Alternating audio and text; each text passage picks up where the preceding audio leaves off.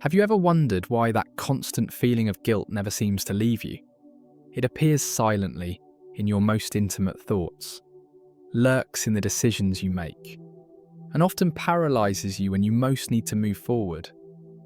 But what if I told you that this guilt may never have been yours? That the origin of this invisible weight might lie in the voice of someone who claimed to love you, but never really knew how. There's something about guilt that almost no one realizes. It's not born with us.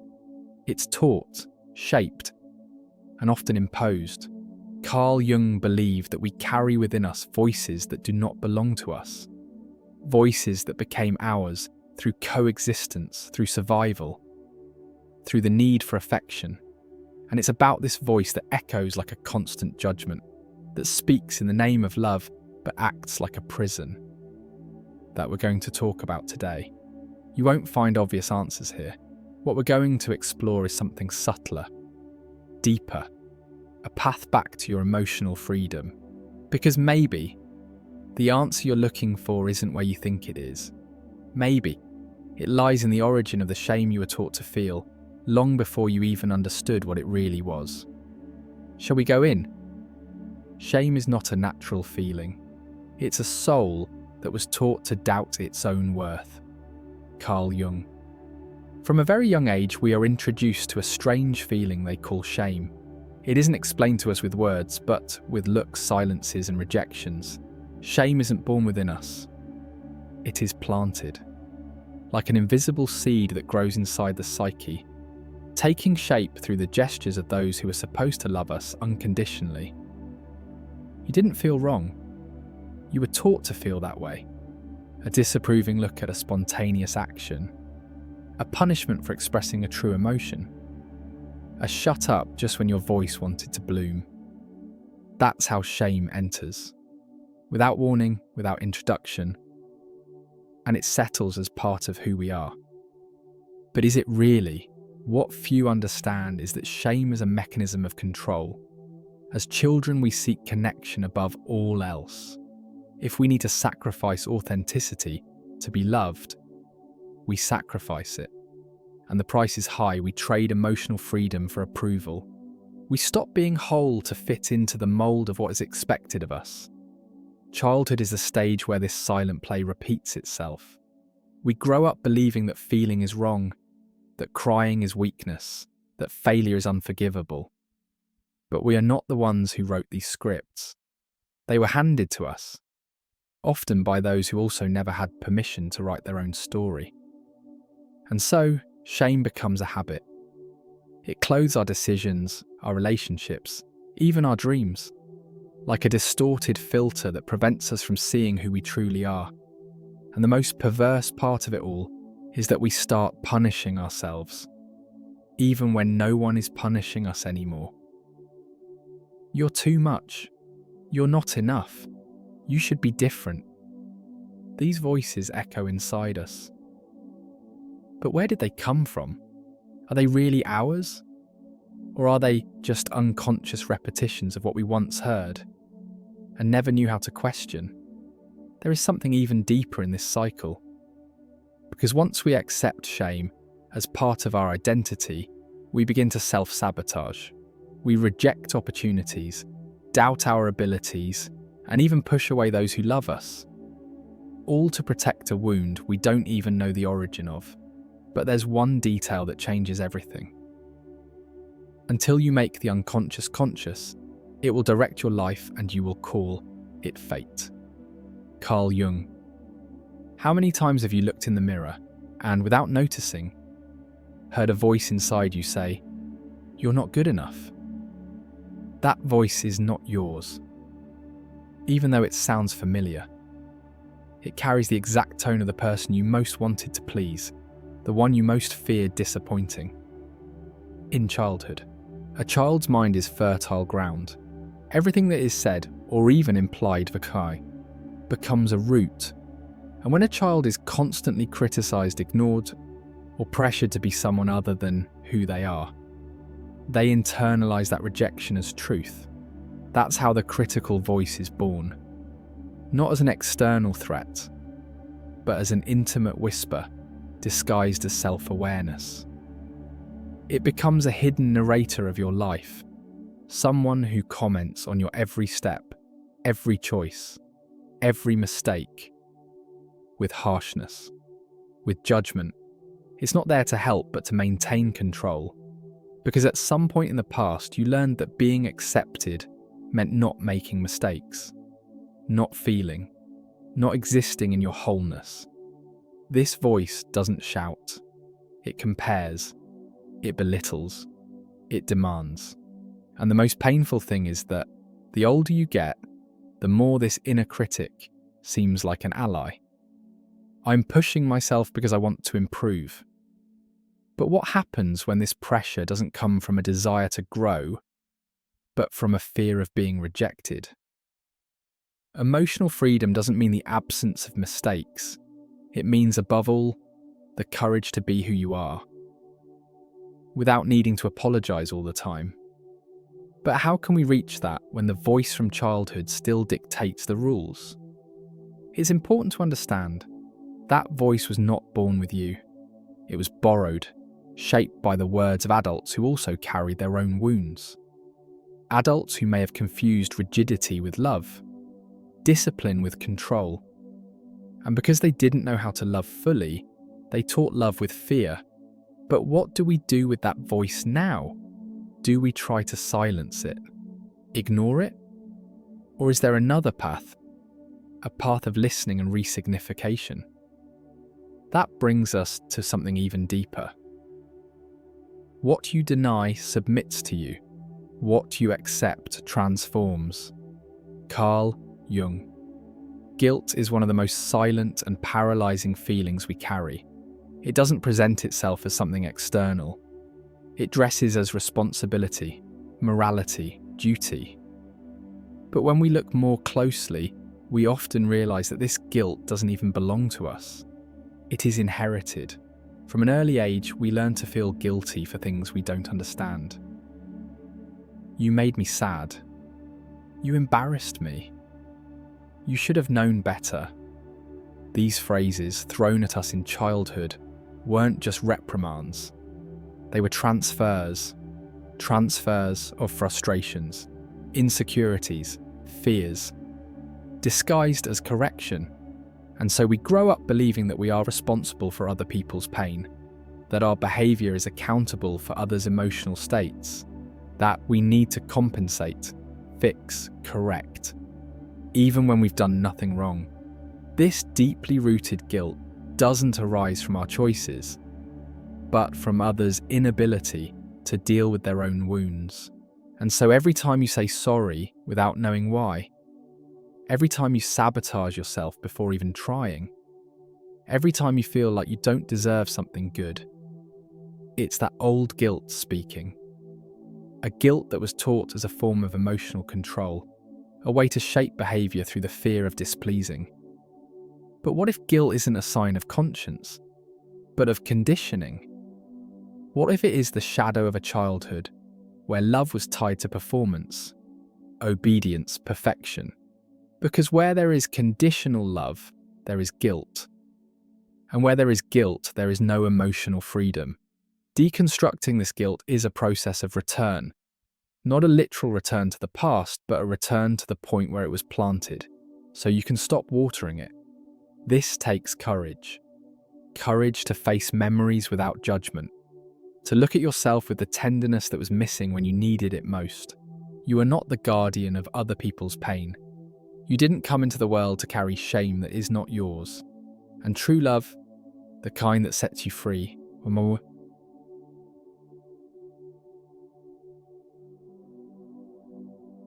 will never be fueled by guilt. But to free yourself from this emotional inheritance, you must take the next step. A gesture of internal separation between what is truly yours and what was projected onto you. Everything that irritates us about others can lead us to an understanding of ourselves. Carl Jung. There comes a point in the journey when we begin to realise not everything we feel belongs to us. Not all pain is ours. Not all fear was born within us. Often we are just mirrors. and the reflection we carry was projected by eyes that did not know how to see with love. In childhood, we are like blank canvases, and the world around us, especially those who raise us, project onto us their colours, their shadows, their lacks. The child who hears she's difficult becomes anxious to be accepted. The one who is called selfish begins to suppress her desires. The one who is ignored learns to scream in silence. But those labels do not reflect who you are. They reflect who the other person was in the moment they didn't know how to welcome you. It's as if they drew on you a sketch of what they themselves failed to become, hoping you would complete what they lacked. That's not love. It's need disguised as authority. And so we grow up trying to meet expectations we don't even understand the origin of. We repeat patterns that were imposed on us as if they were our own. We judge our reactions, our desires, our failures through the weight of a morality that was never our choice. Separating what is yours from what was projected onto you is an act of profound emotional freedom. It means recognizing that the judgment you carry may not be your conscience, but the voice of someone you loved, who didn't know how to love you back. This separation is not a violent rupture. It's a gentle release. It's looking inward and asking, what I'm feeling, is it really mine? Often the answer comes as relief, other times as mourning. Because letting go of what isn't yours also means letting go of the identity you thought you had. But it is in that empty space that something true begins to emerge. A more authentic self, one that no longer bends to others' projections. A self that chooses, consciously, what to carry and what to release.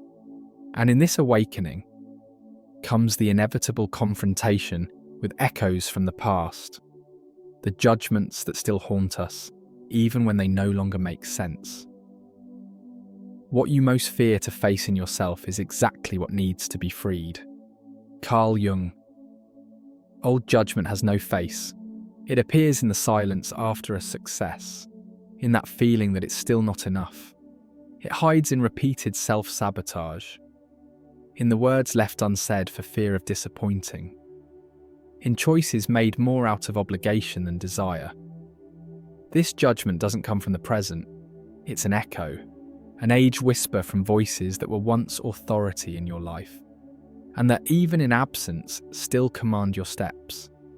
Parents, teachers, leaders, figures who, often unintentionally, engraved in you invisible rules about who you should be. But those voices no longer speak to you, they speak through you. You repeat them without realizing. You judge your emotions as excessive, your sadness as weakness, your anger as sin. And behind that judgment there's always a fear, the fear of being rejected, abandoned, or worse, unloved. Freeing yourself from that judgment is like opening a door that has always been slightly ajar. You've always known something was wrong in how hard you were on yourself. You've always felt that guilt, shame, and fear weren't natural. But you didn't know how to let them go. The key is to recognize that these voices are not your truth. They are inherited narratives. You no longer need to be the guardian of dead expectations. You don't need to prove anything to anyone. What defines your worth is not in someone else's gaze, but in your ability to look at yourself with compassion, to hold your pain without condemning it, to transform judgment into understanding. This doesn't mean ignoring your flaws. It means understanding them as part of your humanity. Because every being who lives feels, and every being who feels transforms. Emotional freedom is not the end of external judgment. It is the end of the internal judgment that validates it. And then everything makes sense. Shame was taught, guilt was inherited, the critical voice was built. But you were always free. You just didn't know it. There is a silent, almost imperceptible moment when everything you believed about yourself begins to unravel, like a mirror that cracks without shattering. You are still there, but what once defined you, guilt, shame, judgment, begins to lose the weight it always held. And then, everything makes sense. The shame that seemed yours was taught. The guilt that shaped you was inherited. The voice that silenced you was never yours. Each layer of that old pain was in truth a veil placed over your truth. A veil stitched with the words of those who didn't know how to love you, who gave you rules, not hugs, silence, not listening, fear instead of presence. In the end, the answer was always there. In the moments when you felt too much or not enough, it was only the reflection of a love that came with conditions. In the internal judgments that echoed like laws, there were only voices repeating what they never knew how to heal in themselves. But now you see, now you feel. And feeling is liberation. But are we ready to accept this? Accepting that what we've carried for so long was never ours can be painful, because on some level it also means accepting that we were hurt, not out of malice, but out of emotional ignorance. And forgiving that is not forgetting. It is freeing yourself. It is giving yourself what you never received, a safe space to simply be who you are. There is no manual for this journey, no formula. There is only one path: return inward, and there, rediscover a forgotten but intact voice, yours. The guilt you carry is the voice of someone who never knew how to love you. Carl Jung.